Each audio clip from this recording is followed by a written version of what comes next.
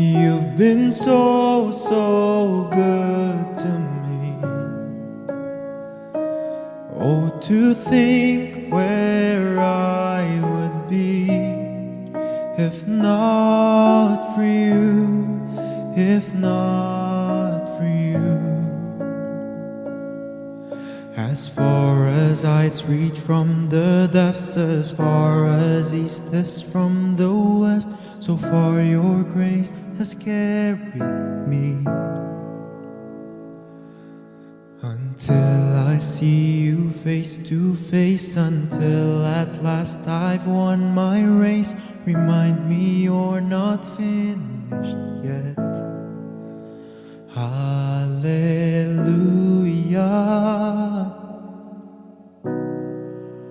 Hallelujah.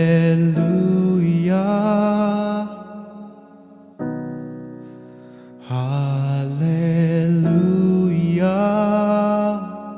I live in remembrance.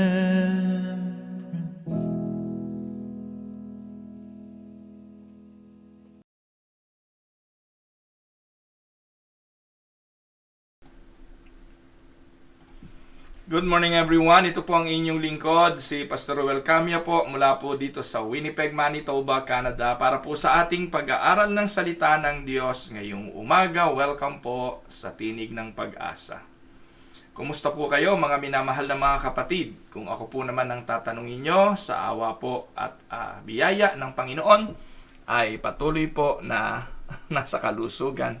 Liko po natin ng konti. Yung pong aking panganay mamaya po ay lalabas na sa kanyang silid para po sa kanyang magpasok sa school. Kaya, yan, dito tayo para hindi natin siya makita mamaya paglabas niya. So, kumusta po kayo uli? Ako po ay okay naman and my prayer ay okay din po kayo mga minamahal na mga kapatid. Sana po ay nasa kalusugan, patuloy na pinagpapala at kung ano man po yung kalagayan natin sa buhay, nawa po ay bigyan tayo ng ating Panginoong Diyos ng pagtatagumpay at ng patuloy na kalakasan para labanan anuman ang hamon ng buhay. Sa araw pong ito ay magpapatuloy tayo sa atin pong pag-aaral sa Doctrine of Satan, Part 3. Na parang sabi ng misis ko na isang araw, ba't ba kailangan pa nating aralin niya si Satanas? Walang kakwenta-kwentang pag-aaral yan. Sabi ng misis ko. Pero alam niyo po mga kapatid, hindi natin to inaaral para maging malapit kay Satanas. Inaaral po natin ito para malaman natin kung ano ang kanyang mga pwedeng gawin, ano ang kanyang mga pagtatrabaho, ano ang kanyang mga layunin, at paano siya nag-fall, paano siya naging si Satanas. Mahalaga po ito. Doctrine to eh. At ito po ay isang bagay na bawat mananampalataya ay alam para alam niya kung sino ang kaaway niya, sino ang kalaban niya rather. Ano po? Dahil tayo po ay constantly bilang mga mananampalataya ay nasa pakikipaglaban. Saan? Sabi sa Book of Ephesians, sa mga principalities, sa mga powers, saan? Sa mga dakong kaitaasan. So ang laban po natin is not against flesh and blood. Ang atin pong pakikipaglaban bilang mga mananampalataya, hindi lang sa mga bagay na may kinalaman sa laman. Hindi laban sa dugo, kung hindi saan? Sa mga bagay na espiritual sa dakong kaitaasan. So we are in a war against the enemy in the spirit. Kaya kung hindi natin to alam at hindi mo to alam bilang mananampalataya, ay delikado ka. Ano po? Kaya ito po ay importanteng aralin. Part 3 na po ito ng ating pag-aaral sa Doctrine of Satan. Dadalhin tayo ngayon doon sa katanungan na, does the believer need to fear Satan? So ito po yung tanong eh. Yung bang mga mananampalataya ay dapat matakot kay Satanas? Hindi ko po alam kung ano ang inyong sagot dyan. Pero sa akin pong pagbabasa at pag-aaral ng banal na kasulatan ay may dalawang sagot dyan. Ang sagot po ng inyong lingkod ay yes and no. Yan. So sa question na does the believer need to fear Satan? My answer is yes and no. Bakit po? Una, letter A. Sabi po dyan, the believer needs to recognize that Satan is powerful. Enemy who is so powerful and he is not to be taken lightly. Sa ganitong kaparaanan, bilang mga mananampalataya, especially yung mga bago pa lang mananampalataya, dapat po natin itong ilagay sa ating isipan na talaga namang si Satanas ay isang nakakatakot na kaaway. Po, at alam niyo po mga kapatid, ito po ay ipinoportray ng mga karanasan ng bansang Israel sa kanilang mga pakikipagdigma sa kanilang mga kaaway. Like for instance, when the Israelites are battling the Philistine, no, ang panlaban po ng mga Filisteo during that time ay isang higante, ito pong si Goliath, at ang buong bansang Israel ay punong-puno ng takot. Po, may dahilan ng kanilang pagkatakot dahil po ang kanilang kalaban ay higante. At naghahamon na kahit sino sa bansang Israel ay lumaban sa kanya. Like Goliath, Satan is so powerful. He is a powerful enemy and he is not to be taken lightly. Kaya nga po ang sabi ng 1 Peter chapter 5 verse 8, we should be sober and watchful. Kailangan tayong maging mapagbantay sapagkat ang ating kaaway ay hindi dapat tinetake for granted and he should not be taken lightly. Pangalawa, we should not be ignorant of his devices, lest he should take advantage of us. That is the reason why we are studying this doctrine. Hindi po tayo dapat ignorante sa kanyang mga pagkilos, hindi tayo dapat ignorante sa kanyang mga ginagawa, hindi tayo ignorante sa mga pwede niyang gamiting taktika para sa bawat isa sa atin. At pangatlo, ang sabi po, we should not give him place or opportunity or foothold in our lives. Ephesians chapter 4, 26 to 27, ano po ang sabi dyan ni Apostol Pablo? Be angry and do not sin. Do not let the sun go down in your wrath, nor give place to the devil. So dito po binabanggit na maaaring tayo ay nakapagbibigay ng pagkakataon para sa kaaway, para sa demonyo na makapaghari sa ating buhay, magtagumpay sa ating buhay. Kaya dapat po alam natin yung kanyang mga paraan, papaano niya to ginagawa. Ang paalala ni Pablo diyan sa mga taga-Epeso pwede ka naman magalit pero huwag kang magkasala. Paano? Wag mong patagalin. Kung nagalit ka ngayon, sandali lang. Wag nang umabot pa ng mahabang panahon. Do not let the sun go down on your wrath. Po, hindi naman po sinasabi rito na talagang hindi ka darating sa pagkagalit. Marami pong nakakagalit sa mundong ito Po, yung pong mga hindi matuwid na mga bagay ay hindi naman po tayo natutuwa doon. No? Kapag may mga nagtuturo ng mga maling aral, hindi po tayo natutuwa doon. Talagang nakakagalit 'yon. Pero ang sabi po, wag nating patagalin. Hayaan na nating wag lumubog ang araw. Baka magamit ng demonyo yung galit natin. Yun po, pwede nga po yun na magamit sa atin. Pangapat, kailangan daw pong i-resist ang devil, ang demonyo.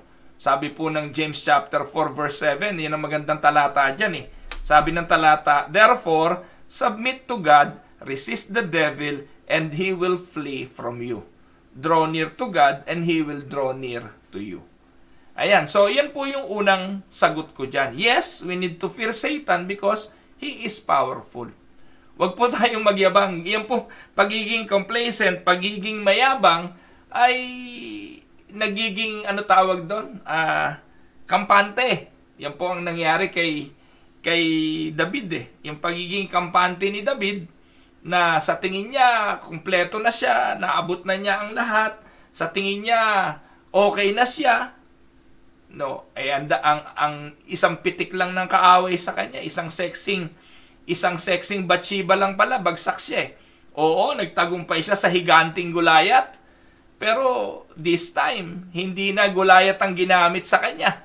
Hindi na matipunong mandirigma ang ginamit sa kanya. Ang ginamit sa kanya isang malambot, makinis, na babae. At doon, bagsak siya. Kaya, we need to be wise, we need to be sober, we need to be watchful, we need not to be ignorant, we should not give place to the devil, we should resist him. Yan po yung sagot ko. Yan po yung makikita po natin sa atin pong pag-aaral ngayon. Do not give foothold to the enemy. Ano pong ibig sabihin? Nako mga kapatid, pag ang kahinaan mo ay sugal, huwag ka nang pupunta sa sugalan. Kapag ang kahinaan mo ay may kinalaman sa pita ng laman, huwag ka nang lalapit doon. Lalayuan mo na. So, ito yung mga bagay na pinapaalala sa atin. Kasi, nakaabang lang talaga yan. Parang roaring lion nga raw yan eh. Nag-aabang ng kanyang, wawasakin. Ng kanyang sisirain. Kaya, andun po yung pagiging handa. Yun po yung mahalagang ating tandaan. The believers needs to recognize that Satan is a powerful enemy, and not to be taken lightly. Pangalawa, number 2, the believer needs to realize that in Christ we have been given victory over every work of the enemy. So, ang sagot ko rito, sa tanong na, does the believer needs to fear Satan? Then I would like to say, no. Nakuha niyo po ba? So, kaya ang sagot ko, pwedeng yes, pwedeng no. Pero dito po sa mga talatang ito, ipinapakita po sa atin na bilang mga mananampalataya, kasi believer naman ang pinag-uusapan natin, meron tayong kapangyarihang magtagumpay. And we need to realize that in Christ, take note, kung sa ating mga sarili lang, mga kapatid, sa ating sariling kalakasan, kagaya po ni Haring David nga, sa tingin niya, kaya niya.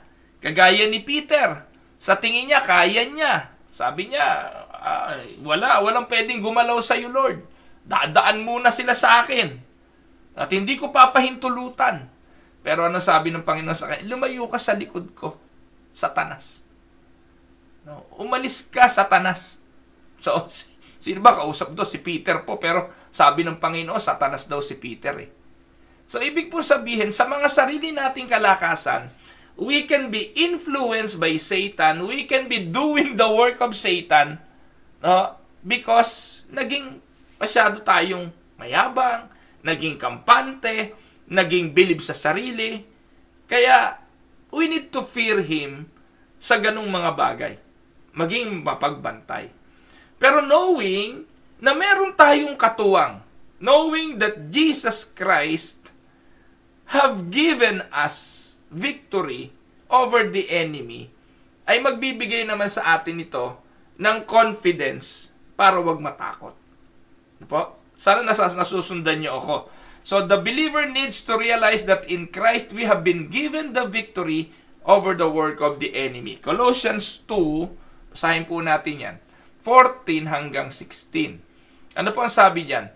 And you being dead in your trespasses and uncircumcision and the uncircumcision of the flesh, he has made alive together with him, having forgiven you all trespasses, having wiped out the handwriting of the requirements that was against us, which has contrary to us, and he has taken it out of the way, having nailed it to the cross, having disarmed, take note, having disarmed principalities and powers, he made a public spectacle of them, triumphing over them in it.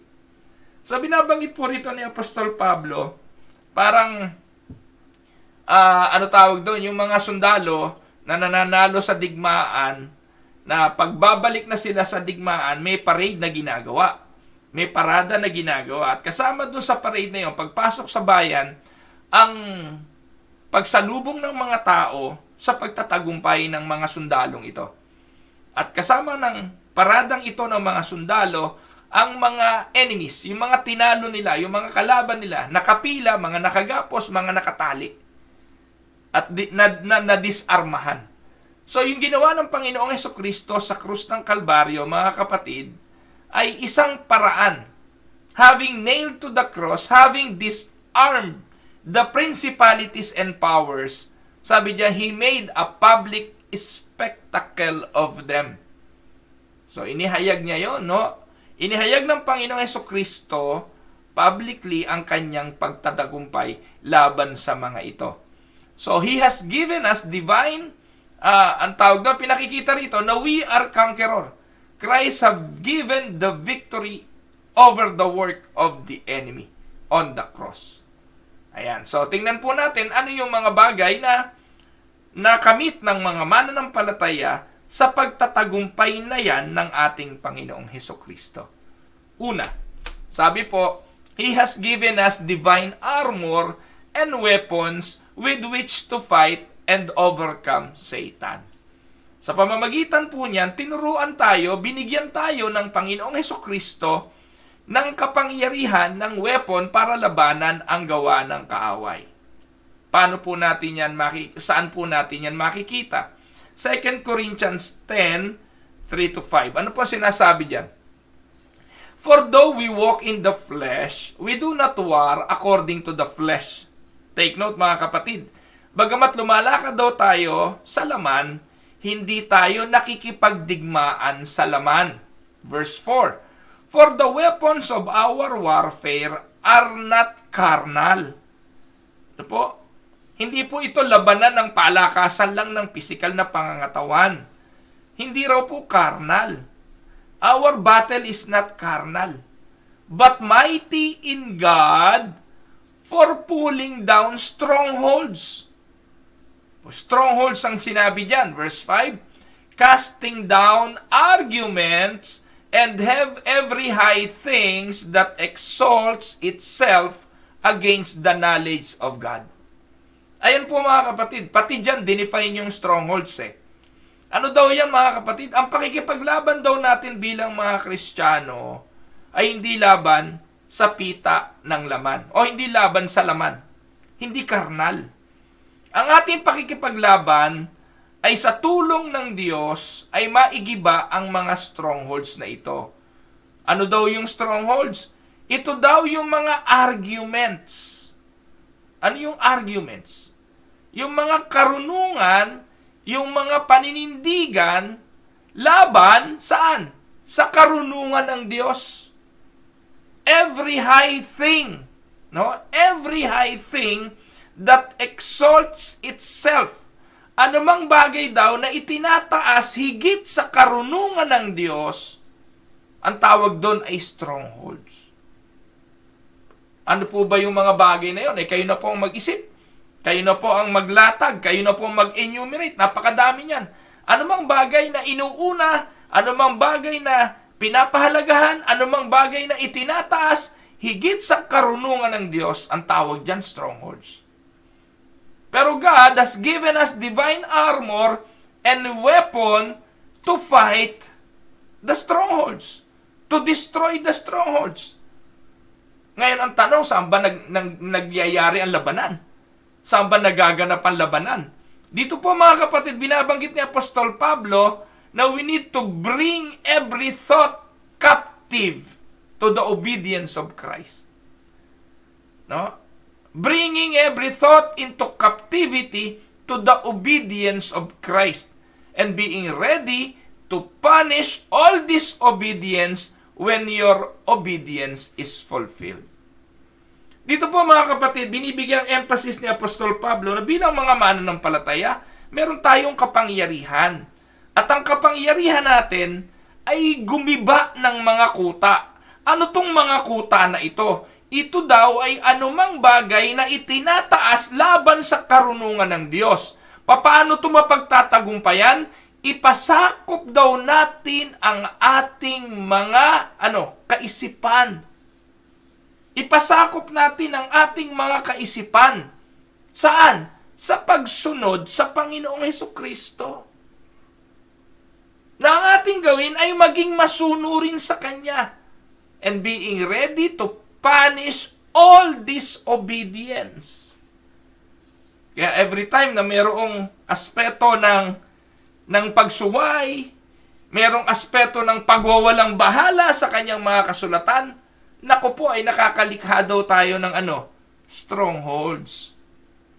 Kaya tayo may digmaang dapat kaharapin.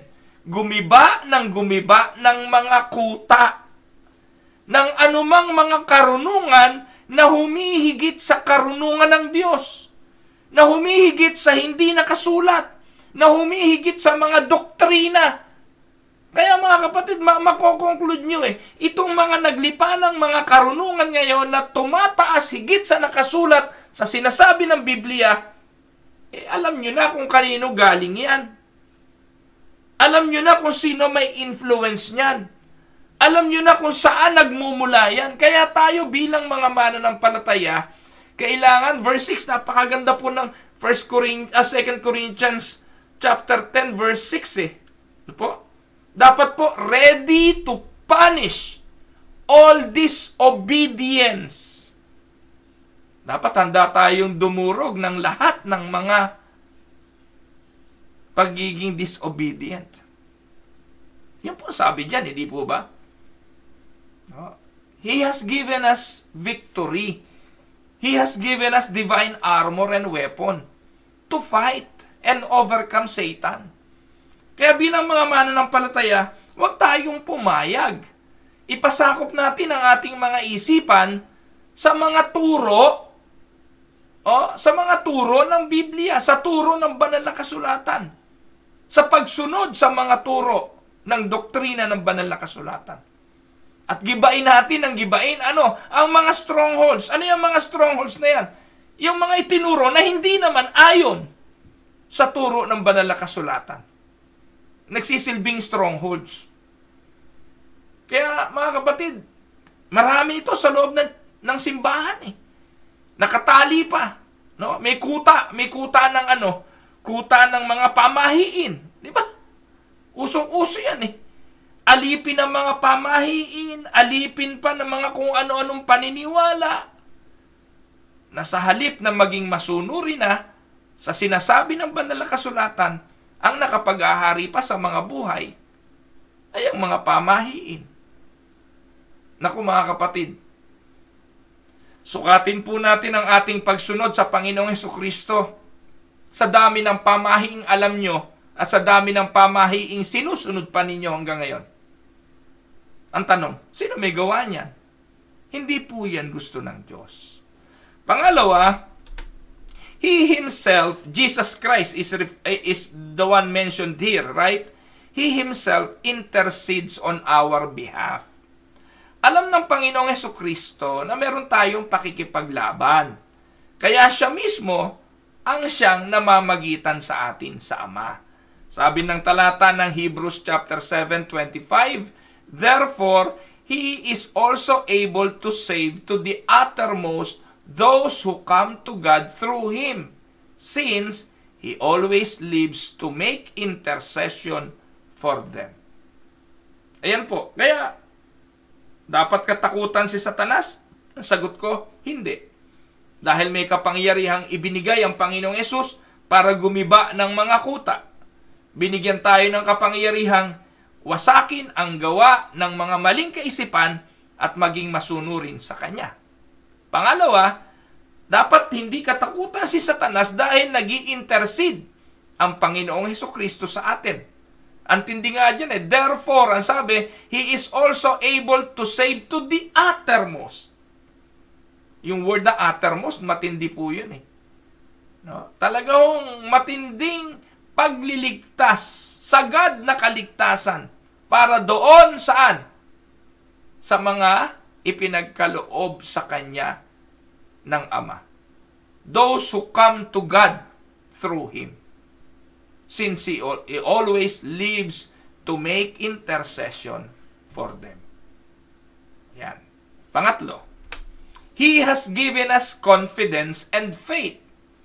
Ayan. So, yung pananampalataya, ito po yung kabaliktaran ng takot. No po? So, yung pong pananampalataya ay napakahalaga to overcome fear. He has given us the confidence. At again, referring to the Lord Jesus. Sabi po, for this reason, I also suffer these things. Nevertheless, I am not ashamed, for I know whom I have believed, and I am persuaded that He is able to keep what I have committed to Him until that day. Ikalawang sulat po ito ni Pablo kay Timoteo, No, ang sabi niya rito na ako'y kumpiyansa na kahit na ako ay nagdurusa sa mga bagay na ito, hindi ko ito'y kinakahiya. Kahit na dinadanas ko ang mga bagay na ito, ako'y nananampalataya at naniniwala sa aking sarili na siya na nangako sa akin ay tutuparin yung kanyang pangako hanggang sa dulo. No po, mga kapatid, siya po ang nagbigay sa atin ng mga pangako ng pagtatagumpay laban sa kaaway, at ang Diyos ang siyang gumagawa para dito. Ito ay sapat para magkaroon tayo ng kumpiyansa at pananampalataya sa Kanya. Amen? Pangapat, number 4, He has given us power to cast down evil imagination. Ayan. So, 2 Corinthians 10, chapter 3 to 5. Ayan. May kapangyarihang gumiba ng mga kuta. Yan na po yung binanggit kanina. So, we need to, what? Surrender our thought and make our thoughts captive to the obedience of the Lord Jesus Christ. Number 5, He uses the persecution of Satan to increase the church. Acts chapter 8, 1 to 4. Ano po ang sabi niyan? Tingnan po ninyo. Maging ang persecution ni Satanas ay ginagamit ng Diyos para sa kanyang kaluwalhatian. As for Saul, he made havoc of the church, entering every house and dragging off men and women, committing them to prison. Therefore, those who were scattered went everywhere preaching the word. Mga kapatid, tingnan po ninyo, sino po ang ginamit dyan? Ang ginamit po dyan ng kaaway, walang iba kundi si Pablo mismo. Si Saul, before. Po. Si Pablo mismo ang siyang nag-persecute sa mga mananampalataya. Pumapasok sa bahay-bahay, kinakaladkad yung mga babae at mga lalaki, binibilanggo ni Apostol Pablo. Pero ano po naging resulta nito? Sabi po dyan, those who were scattered, yung mga nagtakasan, no? So those who were scattered went everywhere preaching the word. So naging mabuti ang resulta nito dahil yung mga nagsitakas, tumakas po sila, pero ang simbahan ay lumago at kumalat. So God uses Satan's persecution to increase the church. At ito nga, si Pablo, si Saulo, na dati persecutor, ang ginawa ng Diyos, ginawa niya yang alagad. Ano po? Ginawa niya po yang alagad. So number 6, He sends us a comforter to stand alongside of us. John chapter 14 verse 6. Hindi 6, 16 to 18. Ano po ang sabi diyan? I will pray the Father, and He will give you another. Another what? Another helper, that He may abide with you forever. Take note, the work of the Holy Spirit is forever. He will be with us forever. Siya po yung naging kapalit na po ng ating Panginoong Jesucristo, because the work of Christ through our salvation was finished on the cross. And now, the Holy Spirit that was given by God is now helping us. Ano po? Ito po yung pangako. Ang sabi po, I will pray to the Father, He will give you another helper. So we have a helper. We have somebody who will help us. The Spirit of truth. Yun po ang sabi. Whom the world cannot receive because it neither sees Him nor knows Him. Pero sa mga mananampalataya, ang sabi, you know Him, for He dwells with you and will be in you. I will not leave you orphans, I will come to you. Ito po ang sabi ng Panginoong Jesucristo. Kaya sa John 14, sa continuation, ang sabi po dyan, ako'y aalis, ipaghahanda ko kayo ng inyong kalalagyan, at pag ako ikay naihanda ko na kayo, babalik ako. At kung saan ako naroon, dun din kayo doroon. Pero for now, I will give you a helper. And the helper that Jesus is referring to is the Holy Spirit. He will dwell in you. Po, hindi siya makikilala ng sanlibutan. Hindi siya tatanggapin ng sanlibutan. Pero kayong mga mananampalataya, you will know Him. Why? Because He will dwell within you. Mga kapatid, yung power ng Holy Spirit sa buhay natin to convict us of our trespasses, to guide us paano tayo sasamba, to guide us to understand the Word of God. That is the work of the Holy Spirit. Kaya mga kapatid, yung nagbabasa ng Bible at sinasabing hindi niya naiintindihan kung ano sinasabi ng Bible, may malaking question mark doon. Kasi po, ang reality naman dito, yung mga anak ng Diyos, kauuhawan talaga ang salita ng Diyos. Yung mga anak ng Diyos, maiintindihan ang salita ng Diyos. Pero para sa iba, ang sabi po rito, the world will not know Him. The world cannot receive Him because it neither sees Him or knows Him. But you, referring to the believer, you will know Him. Why? For the Spirit will dwell within you and will be in you. Kaya sabi ng Panginoong Jesucristo, hindi ko kayo iiwanang ulila. I will not leave you orphans. Enough para tayo maging mapagtagumpay. Amen? Kaya nga po mga kapatid, ang Holy Spirit ang nagtuturo sa atin sa pagbabasa ng Biblia. Nauunawaan natin kung ano sinasabi dahil salita niya to eh. Salita ito ng Diyos eh. Tinuturuan tayo parang mga sanggol. No? Para ating maunawaan ang kanyang mga palatuntunan. Number 7, pampito, ang sabi diyan, He has given us divine test by which to judge error. Ayan mga kapatid, ang Panginoong Jesucristo, pinapahintulutan niya tayo sa mga pagsubok para ma-distinguish natin ang mga mali. 1 John 4:1-3, ano po ang sabi ng talata? Beloved, do not believe every spirit, but test the spirits. Ano po sabi dyan eh? Huwag naman ninyong paniwalaan lahat ng espiritu. Subukin ninyo ang espiritu kung ito nga espiritu ng Diyos. Sa panahon nga raw po kasi darating, lahat ay magsasabing sila'y sa Diyos. Magsasabing sila'y sugo ng Diyos. Magsasabing sila'y lingkod ng Diyos. Gumagawa pa ng himala yung iba. Maraming lilitaw ng mga propeta sa mundong ito. Pero ano sabi? Test the spirit. By this, you know the Spirit of God. Every spirit that confesses that Jesus Christ has come in the flesh is of God. And every spirit that does not confess that Jesus Christ has come in the flesh is not of God. And this is the spirit of the Antichrist, which you have heard as coming, and is now already in the world. Anyone who deny that Jesus is the God that comes to the flesh is not of the Spirit of God. Nako, number 1 sukatan yan eh. Yung nagde-deny sa pagka-Diyos ng Panginoong Jesucristo, ibig po sabihin, ang sabi dyan, ay hindi dapat yan pinapaniwalaan. Gaano kalaki yung iglesia sa Pilipinas na nagtuturo niya na si Jesus ay, ang Diyos ay hindi nagkatawang tao. No?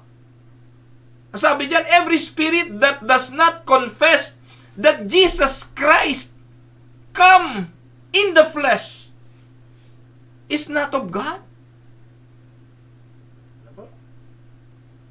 Sino ba si Jesus Christ? We believe that Jesus Christ is part of the triune God. He is God. And denying that God manifested in Him in the flesh, ay ang linaw po rito na sinasabi ni Juan eh. Pag hindi ganyan ang doktrina, huwag niyong paniniwalaan yan, ika. Do not believe every spirit. Test it. Nako, Antichrist daw ang tawag doon sa mga yun eh. Kaya yung Antichrist na yan, noon pa nandito na.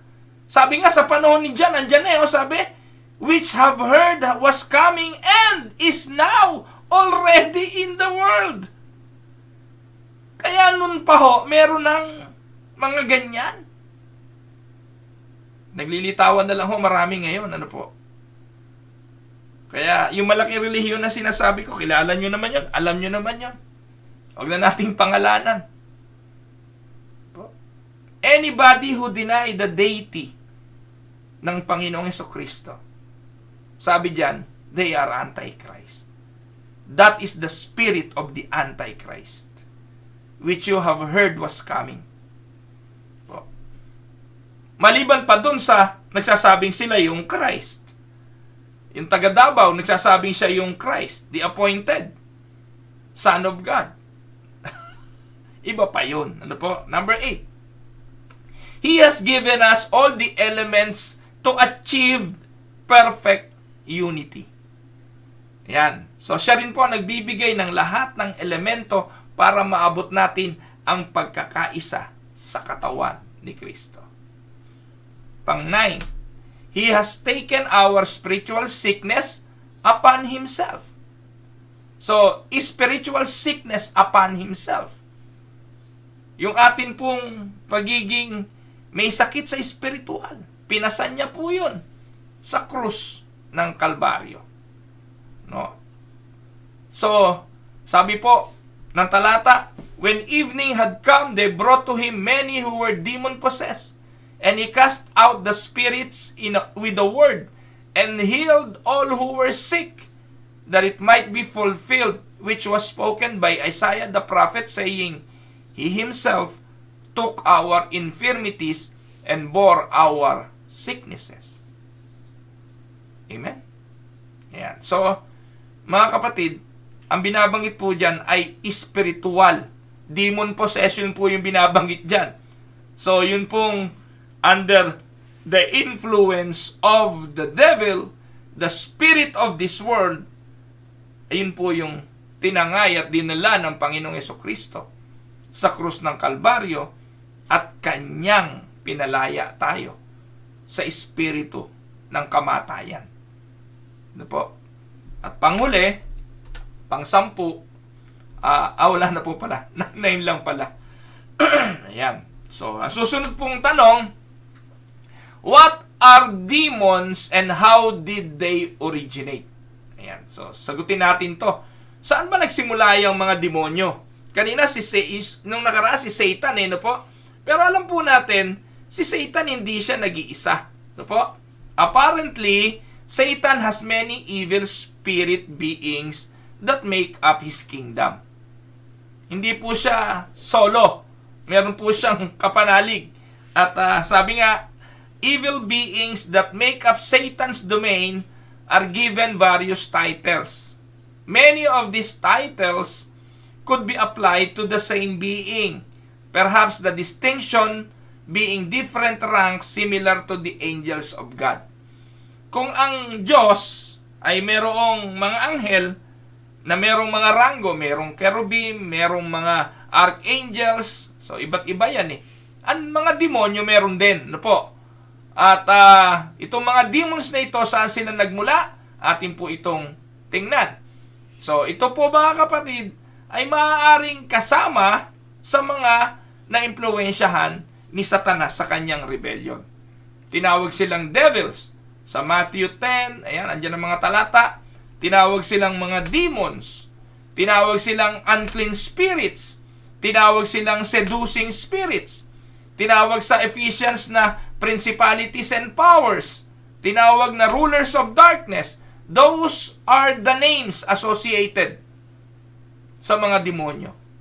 Sa Biblia, yan ang mababasa natin. Possessed by demon spirit, possessed by unclean spirits, possessed by seducing spirits. Ayan po. Mababasa po natin sa Biblia yung mga pangalan na yan.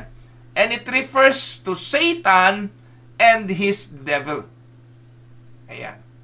Evil beings that make up Satan's domain.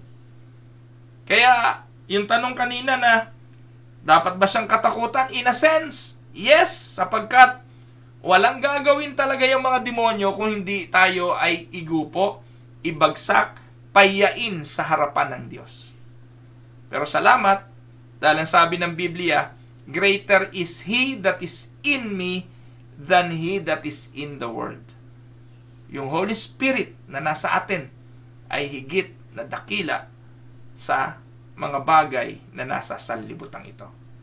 So, while the Bible is not absolutely clear on the origin of evil spirits, most believe that they are fallen angels of various orders who sided in Satan's ancient rebellion against God.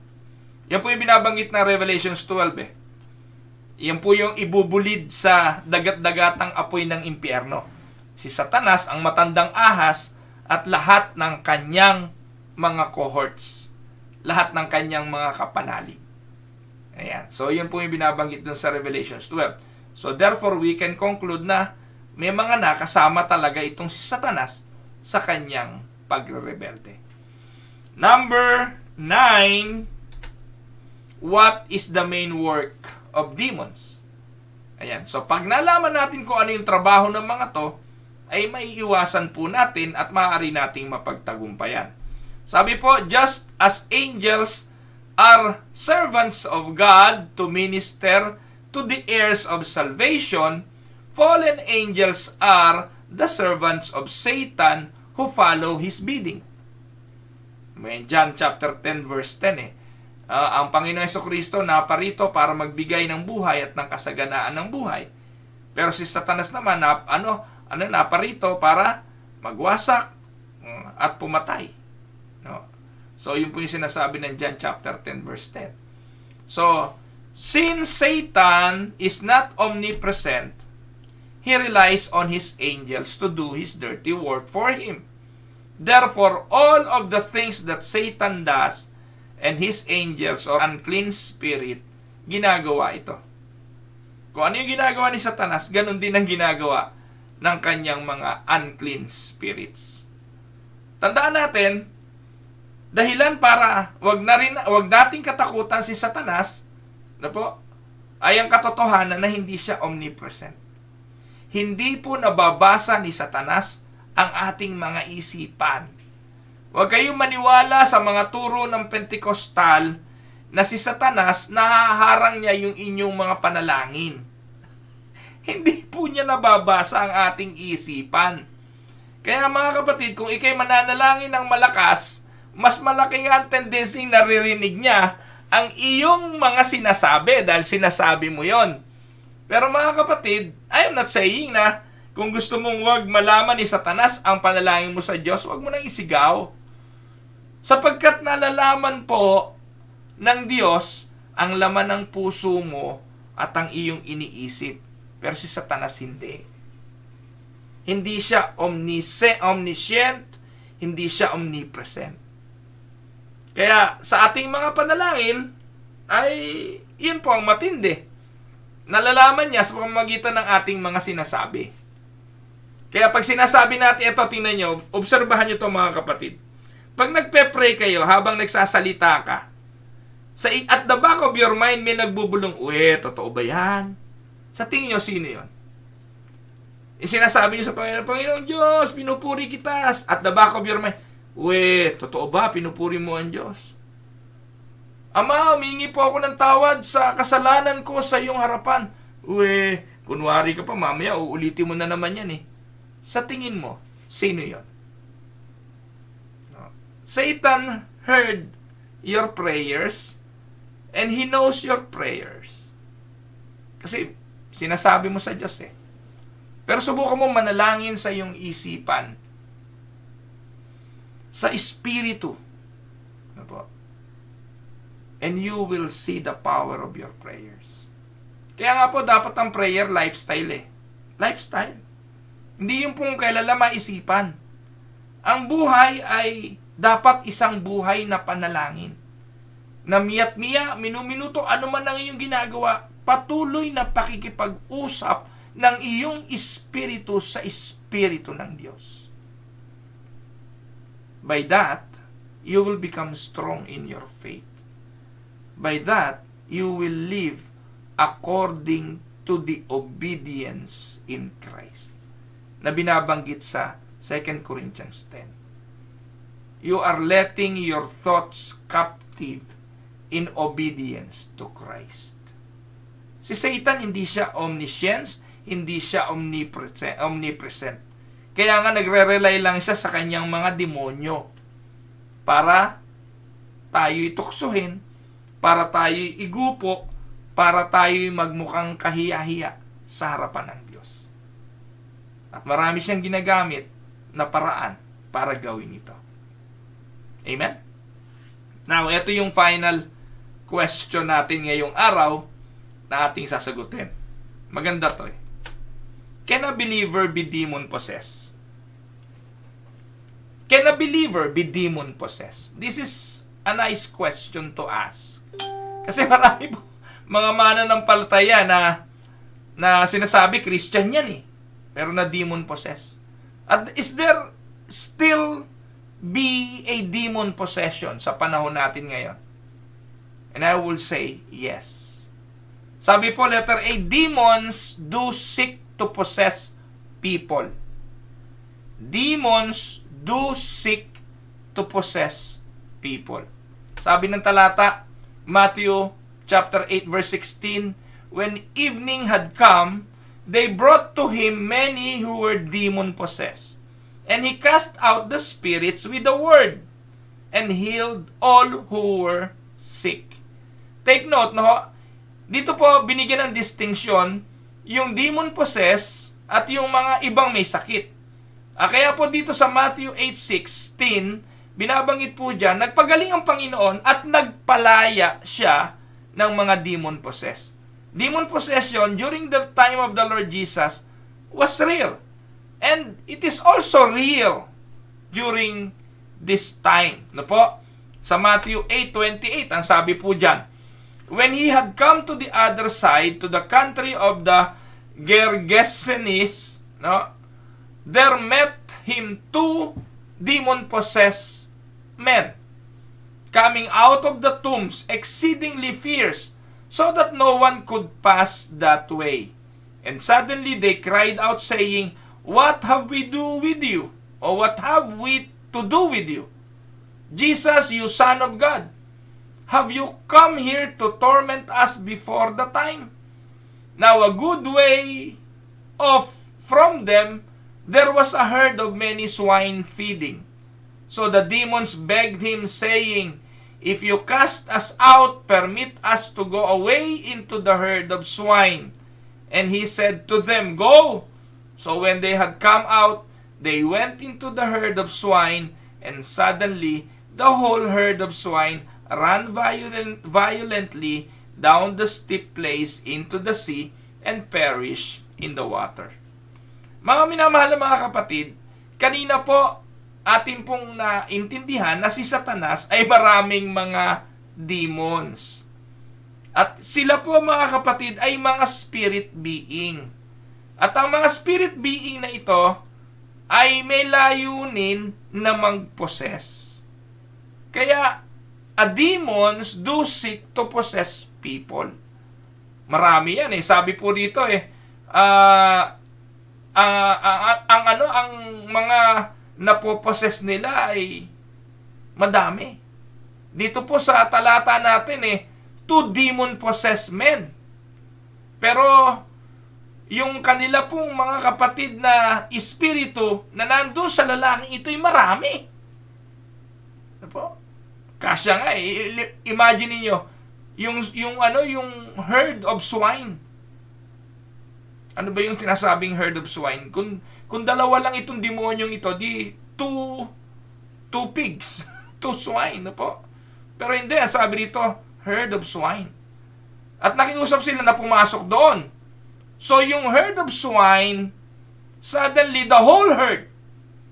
So, ano sabi? Yung lahat ng mga baboy, ran violently down the steep place into the sea and perish in the water. Kaya nagalit yung mga taong bayan Kasi yung mga baboy nila, nagtalunan, nagkamatay.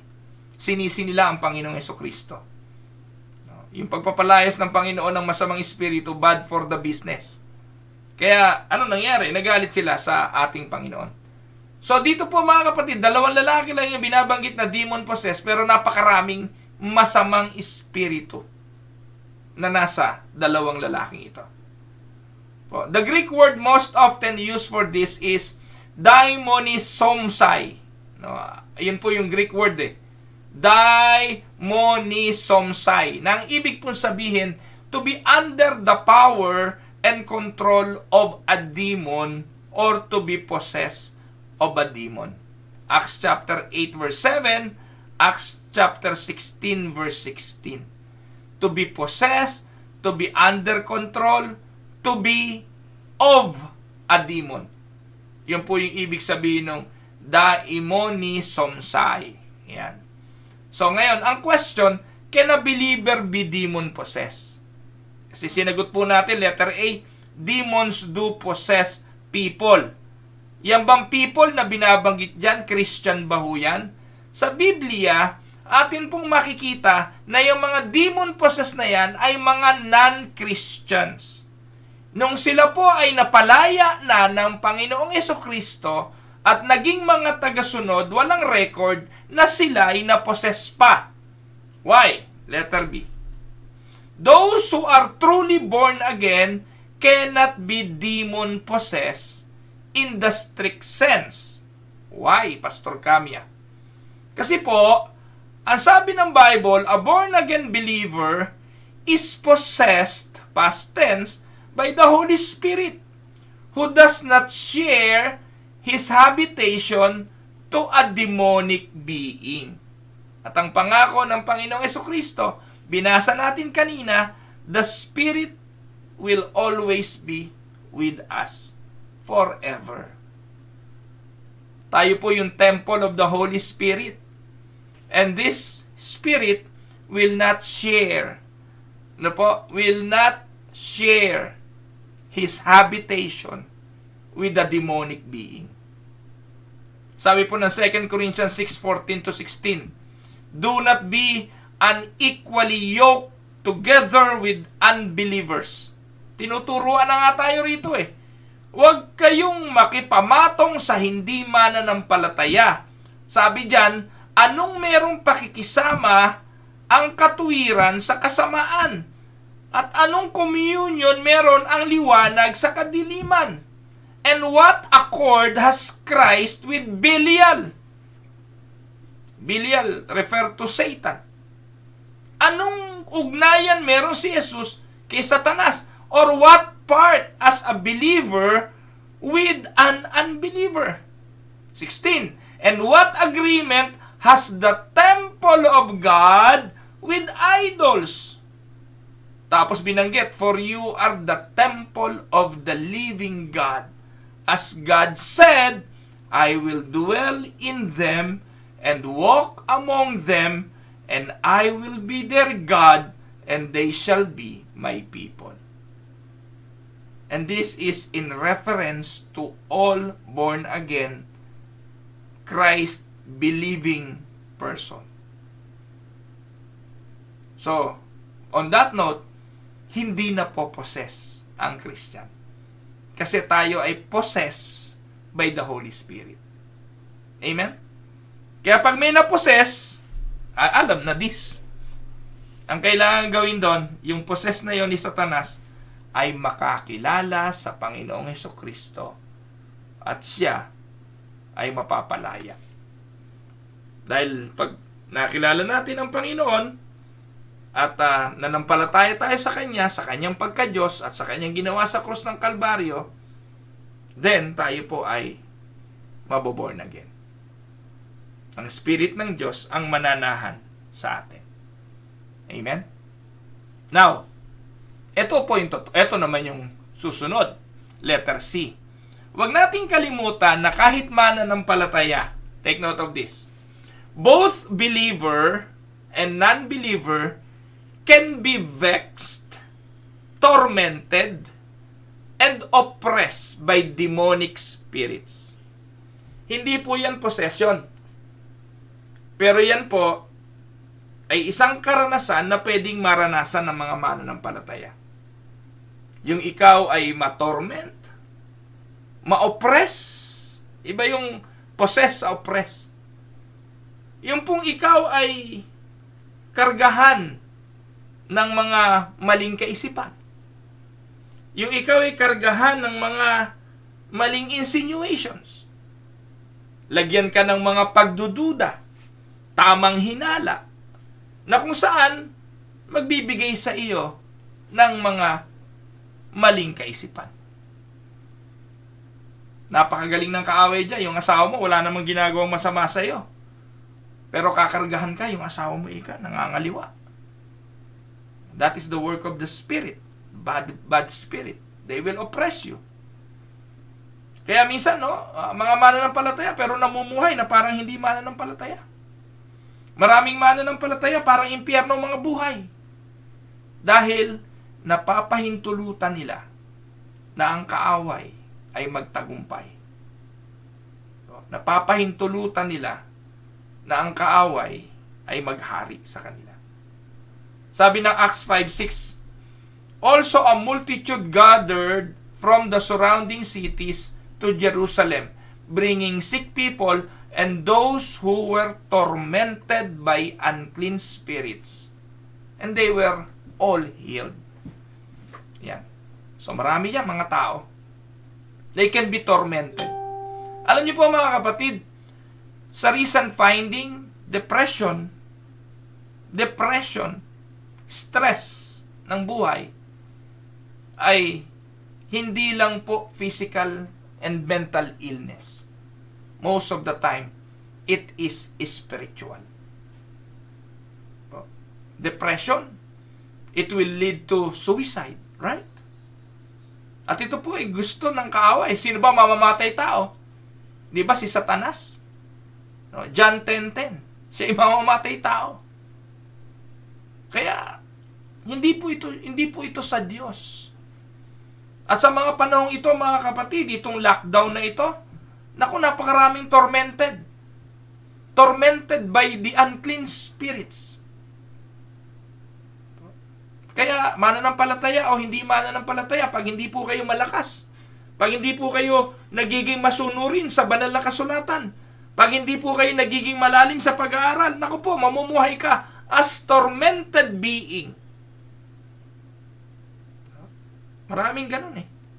Sipin nyo, yung pagdadating ng asawa mo, wala na kayong ginawa, kundi magbangayan ng magbangayan. Kaninong espiritu yon? Yung ba ang plano ng Diyos para sa inyo? Yung inyong mga anak, ubod ng gulo ng buhay. Pero pagdating ng linggo, parang okay, tabla-tabla muna ha, wala munang away-away, sisimba tayo ngayon pag linggo.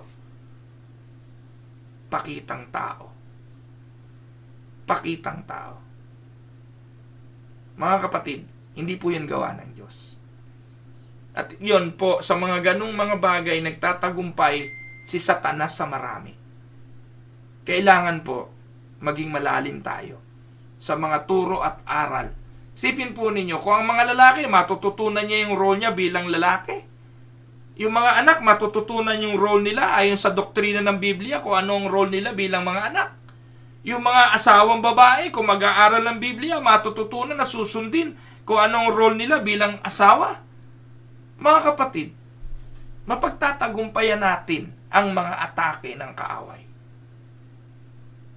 Ang nangyayari po, pag mayroong mga ganitong problema, akala natin, tao-taong labanan na lang yan. Yan po ay atake lagi sa ating pagkatao, ng ating kapwa-tao. Nakakalimutan natin, may influensyang espiritu na nagyayari at naghahari sa ating mga buhay. Na kailangan po nating mapagtagumpayan at kailangan nating labanan. Kaya mahalaga po na inaaral ito. Amen? Letter D. Isa pang talata. God anointed Jesus of Nazareth with the Holy Spirit and with power, who went about doing good and healing all who were oppressed by the devil, for God was with him. Yan po yung sinasabi po ni Apostol Pablo. Yan po ang atin pong pag-aaral ngayon. At bukas po, mga kapatid, ang atin naman tatalakayin ay what judgment is awaiting Satan and His angels. Yan, maiksi na lang po mga kapatid yung ating pagtalakay bukas. Magre-review lang po tayo. Anong paghatol ang nag-aantay kay Satanas at sa kanyang mga anghel? Yan po yung ipaglilingkod ko sa inyo bukas po ng umaga. Tayo po'y tumungo, tayo po ay manalangin. Panginoong Diyos na makapangyarihan, maraming pong salamat sa iyo sa amin pong naging pag-aaral sa araw na ito. Akin pong samo na nawa ang aking mga kapatid ay may natutunan sa mga pag-aaral na ito. Nawa po ang iyong mga salita ay nangusap sa kanila at nagbigay ng mga karunungan para mapagtatagumpayan ang amin pong kaaway. Tulungan mo po, Panginoon, na ang mga bagay na ito ay magamit sa mga pagtuturo din sa iba, lalo na doon sa mga bagong mananampalataya. Sa iyo po, Ama, ang lahat ng papuri. I am praying for those who are sick, yung mga kapatid ko po, Panginoon, na dumadaan sa mga suliranin at problema ng buhay, yung mga kapatiran na may mga karamdaman ngayon, Panginoon, tinataas po namin sila sa iyo. Pati na po yung mga nagdiriwang ng mga kaarawan, ikaw rin po ang magpala pa ng buhay, ng kalakasan sa bawat sa kanila. Sa iyo po ang lahat ng papuri, Panginoon. Maraming salamat. Ito po ang aming samo sa pangalan ni Jesus. Amen. Good morning po sa inyong lahat, mga kapatid. Ate Nene Enriquez, magandang araw po sa inyo. Ate Lesty Tamundong, Ate Yoli Dipol, Ate Paz de la Cruz, Kuya Reynaldo Alcantara, Ate LV and Kuya Dol Paredes, magandang araw po sa inyo. Magandang araw din po, Annelyn Bawar Pongase, magandang araw. Kapatid na Rebecca Victoria, Kuya Nicandro Sarinas, kay Kumaring Ami Santos, magandang araw po. Kay Marjorie at kay Daryl Almasar, pagpalain kayo ng Panginoon, mga kapatid. Kay kapatid na Merly Toledo, Ate Vanji Magnaye, Ate Marie Cruz, good morning po. Kapatid na Joy Lapid, hello Joy, magandang araw. Nanay Belen Olaes, magandang araw po. Kapatid na Flor de Lisa Maines, Kuya Eric Maines, ang pamilya ng mga Maines, magandang araw po. Kapatid na Lay Presa, magandang araw sa iyo. At kay kapatid na Emong, Pastor Bay Velasquez, magandang araw po sa inyo. Kapatid na Charito Querol, Kuya Jerry Olaes, magandang araw po. Ate Miriam Galvan, ayan, magandang araw po. Ate LV Pascal, Ate Paz Mendoza, magandang araw po. Nanay Carolina Bukiran, sabi niya, huwag ma-obsess sa mga bagay na makamundo para di maposes ng diablo. Ayan, magandang araw po, Nanay Carolina. Kapatid na Marivet Eusebio, magandang araw. Nanay Gina Medalla, magandang araw po sa inyo. Pagpalain po kayo ng Panginoon. Kuya Boyet Kerubin, magandang araw. Pastor Rainier Herodias, magandang araw sa inyo. Happy birthday nga po pala kay Nanay Engay Hinido. Nanay Engay Hinido, 91 na po siya ngayong araw. Ano po? Sana po patuloy siyang pagkaloob ng Panginoon ng bayong kalakasan.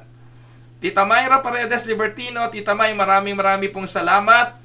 Alam niyo po, marami po sa inyo ang tumugon sa ating panawagan para tumulong doon sa kapatid ni Pastor Anthony at ni Pastor Anver Bawar. Salamat po at nakalabas na daw po ng hospital.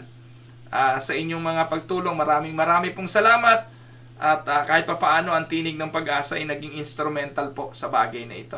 So ayun po, sa Diyos po ang papuri. Magandang araw din po, kapatid na Agnes Causaren, Ate Ana Marie Visto, magandang araw. Kuya Emil Serrano, magandang araw po sa inyo. Pagpalain po kayo ng Panginoon. Ate Nelia Ramos, Ate Del Magkawas, magandang araw po. Ate Del and Kuya Eddie Sauler, magandang araw po. Ayan. Ate Heidi Mejia at Kuya Louie Mejia, na-miss namin kayo kagabi. Pagpalain kayo ng Panginoon.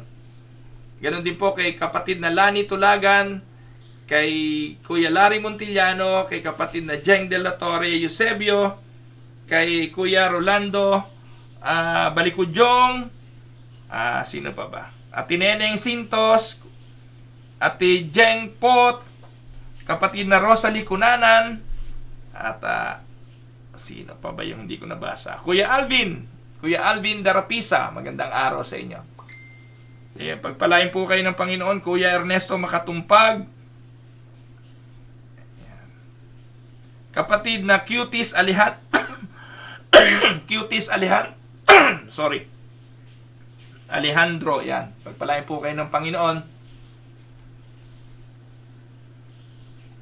Yan. Marami pang iba. Yan. Kapatid na Jeng De La Torre Eusebio. God bless po sa inyo.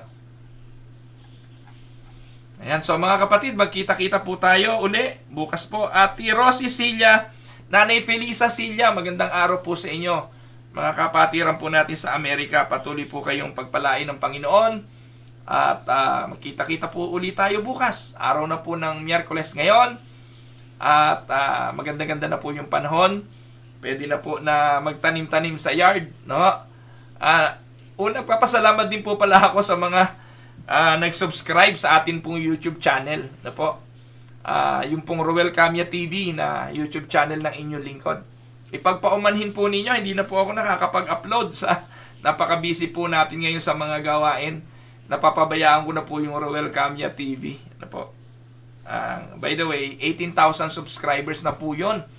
Marami na po at nakakapagdagdag po sana yun ng revenue para sa amin, na po. Kahit pa paano on a monthly basis kumikita po yun eh. Pero recently hindi po masyadong kumikita kasi hindi po tayo nakakapag-upload ng videos.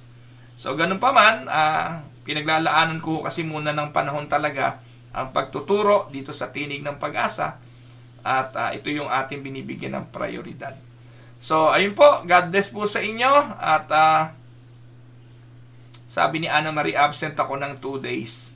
Pero i-review ko po ang mga mensahe nyo, Pastor. Yan. Salamat, kapatid na Ana Marie.